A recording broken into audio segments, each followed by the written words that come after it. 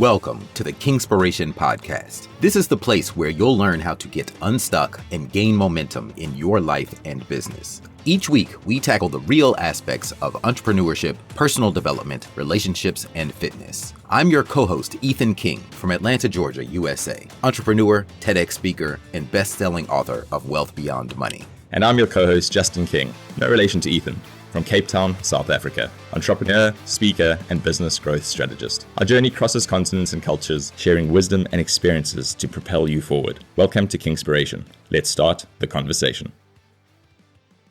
Oh man, we have so much to catch up on.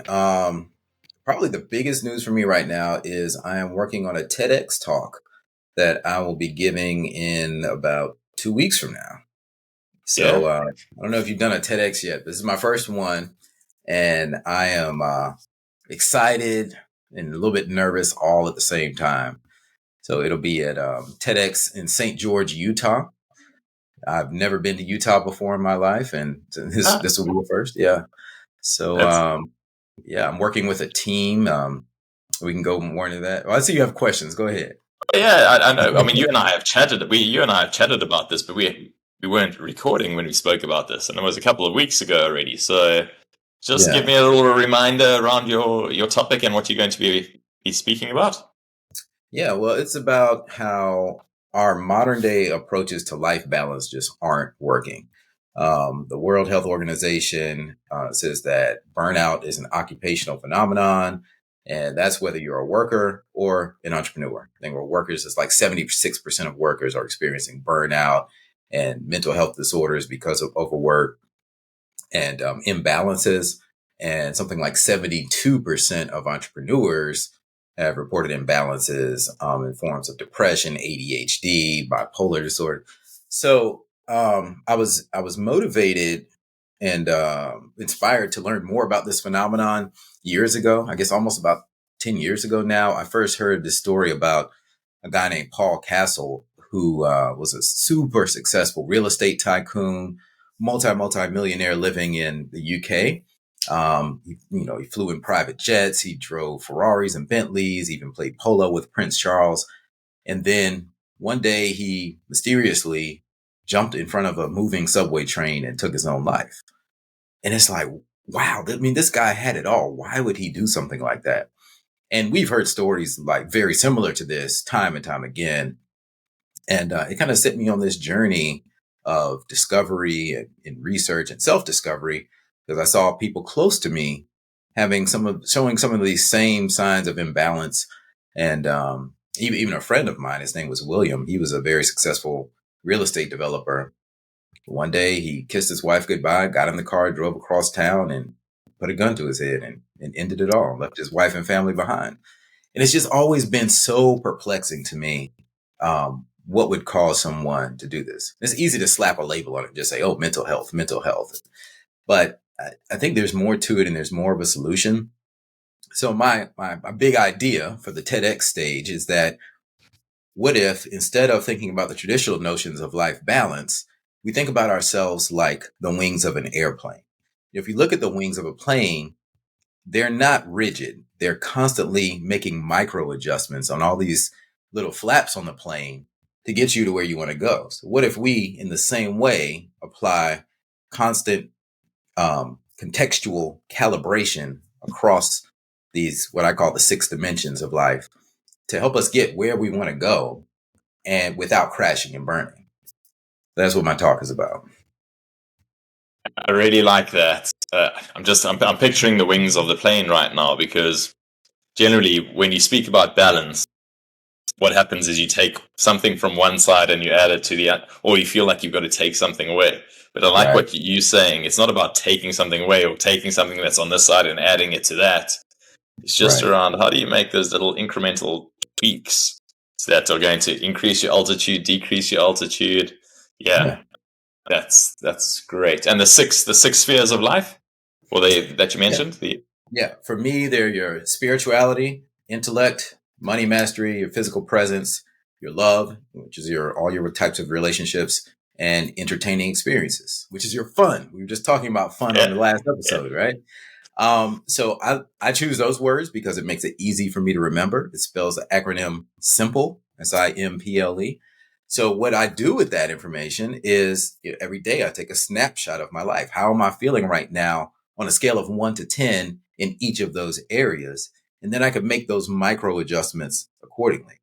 Because life isn't static. Like, we're all going to get blown with something. Just like on a plane, there's going to be turbulence. But if we can make those adjustments and we can smooth it out, then we can still get to our destination, whatever we want our destination to be, without being imbalanced or without crashing, and without it being super rough. But Yeah. another thing I talk about in there is that, it sounds easy, like, oh yeah, just make these micro adjustments. But sometimes life is going to throw you a curveball. What happens if, just figuratively speaking, a bird hits one of your engines and takes an engine out on your plane? Well, then you only have one left. Well, how do you adjust for that? We obviously have to overcompensate in other areas. So some of those flaps might have to change. I'm not a pilot by any means, though it is something I want to do one day on my bucket list is get my Amazing. pilot's license. But you have to overcompensate. And I share a deep story. I won't share it here. I'll save it for the TED talk. But I share a story in my life of how I was hit with something heavy in my business that I felt like I lost control of. And I had to, instead of letting that pull me down in all 6 of the areas, I over adjusted in the areas that I could control so that I didn't lose it all. And I think that is the key. And that's where a lot of people go wrong. It's like they get hit, one engine goes out and it's pulling their whole plane down, and they don't know how to get out of that tailspin. What I think would be actually very powerful if we could come up with an answer to this is, so we were speaking about, you gave some great examples of individuals who just suddenly inexplicably chose to take their own lives. And I think for anybody that hasn't struggled with, and it doesn't have to be a mental disorder that you're struggling with, but just proper despair and depression, like, or if you've even got relatively close to that, you can start putting yourselves in somebody's shoes that gets to that point. Because when you're feeling really low and you can't see any way out of it, you can suddenly realize, and I used to judge people, I'll be honest, I used to judge people who chose that way out. So I was like, how could you do that? You leave kids behind and you leave family, and that's awful. But in my own personal journey of struggling with a good few things over the last few years, like, I've been in some pretty low moments, and I've never ever had any suicidal thoughts or tendencies. But in those moments, I've been like, geez, I can understand. I can understand if somebody feels like this is where they're going to be for the rest of their life. I can understand how that creeps into their minds. So where I'm going to with that, if I was to start scoring myself, if I was in that place and I scored myself across this simple framework, I'm probably going to score myself relatively low across everything. And then it's going to feel like a massive shift that I've got to make across every area of my life. So what could be the one little micro, how do I choose? What is that micro action that I can take, or that first step, or just to start climbing out of that space, or that dark space that you're in? What do you think that could be? If you score yourself low in everything, well, first of all, the premise of it is that this is a snapshot. It's not a permanent thing. And you made the key point there, is that I think when people get stuck and they think, oh, I'm going to be here forever, that's where it starts to go wrong mentally.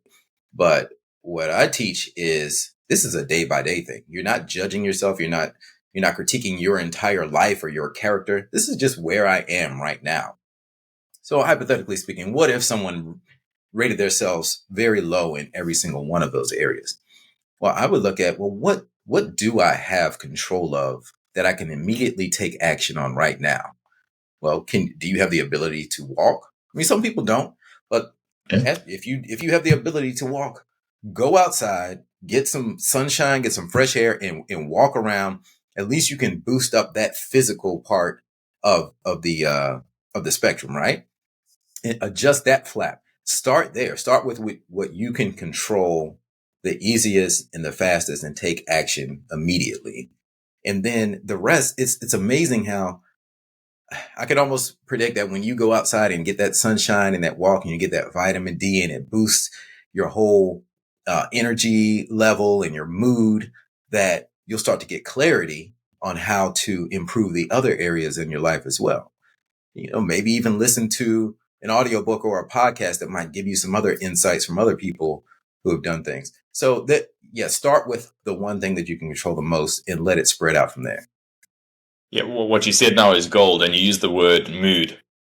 And I think what a lot of people tend to do, and I've fallen into this trap, is you wait for your mood to improve before you take action. Right. And it's exactly what you said now. It's actually the other way around. You've got to take action first. So you might not be motivated and feel like doing it, but taking action is actually going to drive the improvement of your mood. So Right. Well, mood doesn't drive action. Yeah. Right. Tony Robbins talks about changing your state.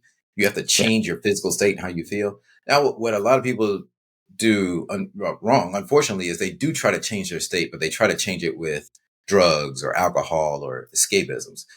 Now, I'm not against any of those things. I mean, I drink plenty. I've, experimented with some substances, but to me, the problem is if you're trying to escape from something and you constantly turn to one of those chemical means to escape your real life, I think that's where the problems really, really start to happen.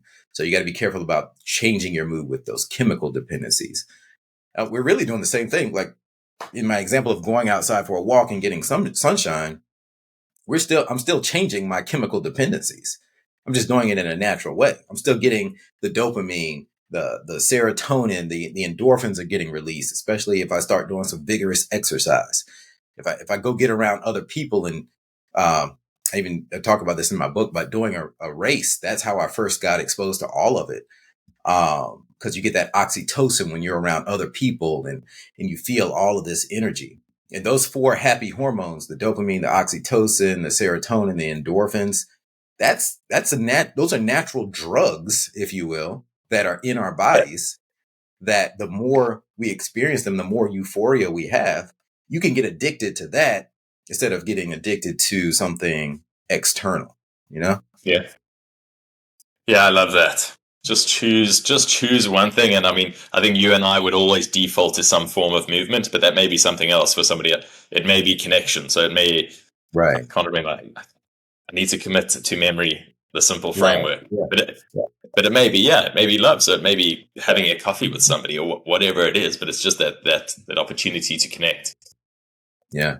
Okay. Yeah. Sometimes when things are down, I just want to hang out with my kids and just sit down and watch a movie with them or just hug them. You're right. Yeah. So that connection in your body, you can sense what you need at the time and what's missing, and you can, go get that. Or somebody else, they might want to be around their mom, just whatever it is. But self-awareness plays a big part in it.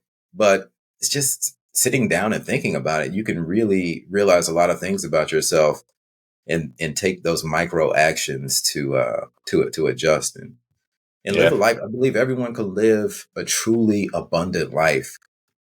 And you can have, if we all think that way and adjust, make those micro adjustments and are aware of these areas, I believe that we all can have it all. Yeah. And I remember how you explained abundant. Want for nothing, basically. And I do love that. Yeah. There's no areas of your life where you feel that there is a lack of anything. Just beautiful place to be. Beautiful place to be.